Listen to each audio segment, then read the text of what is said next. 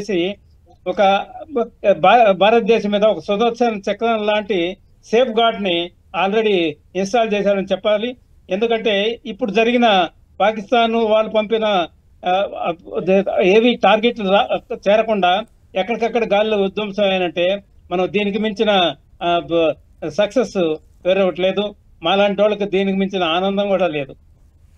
అంటే ఇప్పుడు ఈ కరాచీ పోర్టుపై జరిగిన దాడిలో దాదాపు 20 కార్గో షిప్లను భారత్ క్షిపణులు తునాతునకలు చేశాయి అంటున్నారు. అంటే ఇంకా ఎంత నష్టం జరిగి ఉండొచ్చు? అంటే కరాచీ పోర్టు ఎంత ఇంపార్టెంట్ పాకిస్తాన్కి? చాలా చాలా ఇంపార్టెంట్ అండి.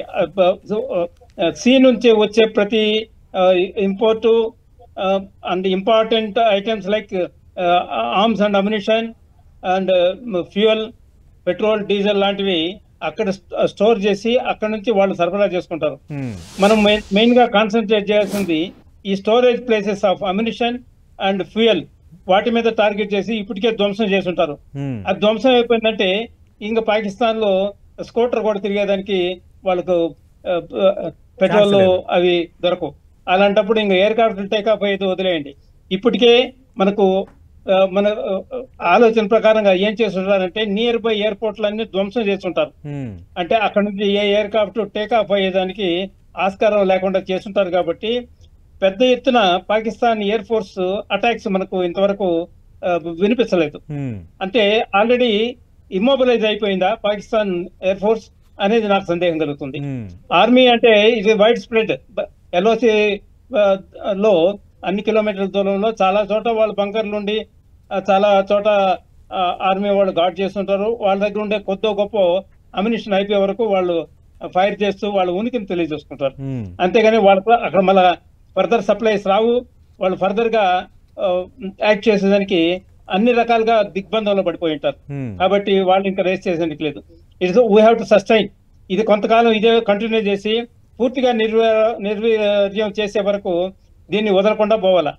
ఇప్పుడు అగ్రరాజ్యాలన్నీ మేము ఇంటర్ఫైర్ కాము అంటున్నా గానీ అది 100% మనం నమ్మేదానికి లేదు. ఏదో సమయంలో వచ్చి ఇది వరల్డ్ వార్ కు దారి తీస్తుంది, మీరు సమన్వయం పాటించాలి, మీరు శాంతి కాముకులు, అది ఏదోదో పనికిరాని మాటలని చెప్పి మనం కన్విన్స్ చేసేదానికి ప్రయత్నం చేస్తారు. అది కాకుండా ఇంకొక 4-5 రోజులు ఇదే విధంగా జరిగిందంటే ఆ తర్వాత వార్ ఆటోమేటిక్ గా ఎండ్ అవుతుంది. ఒక చెప్పాల్సింది పని లేదు. Because the other party has no ammunition, no food, no supply system.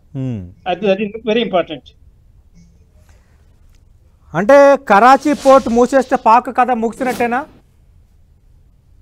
అని చెప్పలేము. ఎందుకంటే ఇప్పుడు already China they have constructed road from Xinjiang to Gwadar port.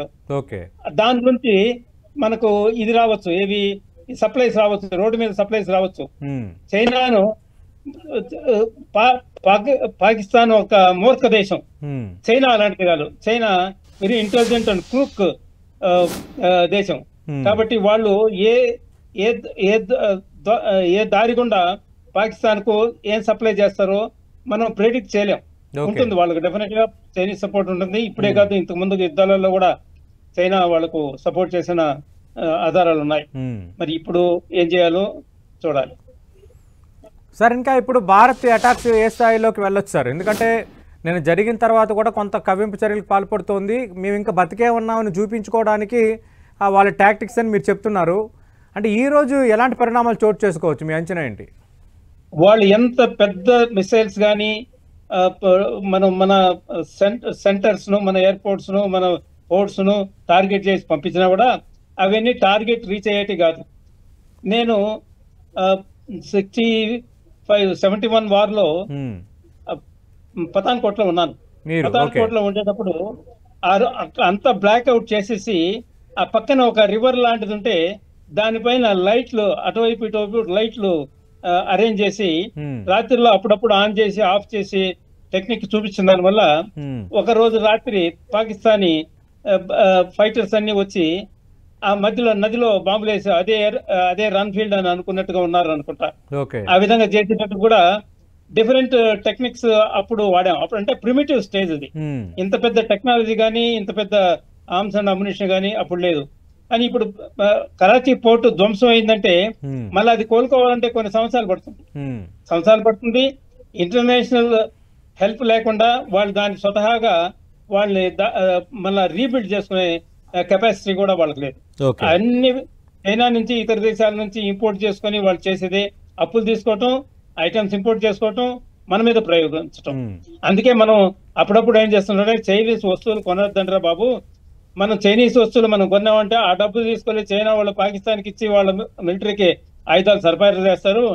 కాబట్టి చైనా వస్తువులను నియంత్రించండి. ఇండైరెక్ట్ గా వాళ్ళని కూడా వాళ్ళకు దూరం చేసేట్టుగా మన దేశ పౌరులు సమాయత్తం కావాలి. దీనికి కేవలం ఆర్మీ, నేవీ, ఎయిర్ ఫోర్స్ లో ఉండే సైనికులే పరిగెట్టి ఏదో చేసేస్తారు అనకుండా మన శత్రువును శక్తి సామర్థ్యాలను తగ్గించడానికి ముఖ్యంగా చైనా వస్తువులు వాడకపోవటం, మిగతా ఇతరత్ర మనం హామ్ చేసే ప్రజల దగ్గర నుంచి వాళ్ళకు ఏ విధంగా డెవలప్మెంట్ లేకుండా చేయటం కూడా మనం సీరియస్ గా ఆలోచించాల్సిన విషయం పౌరులు. సార్ మీరు లైవ్ లోనే ఉండండి. నాయుడు గారు ప్రస్తుతం డిబేట్ లో జాయిన్ అవుతున్నారు.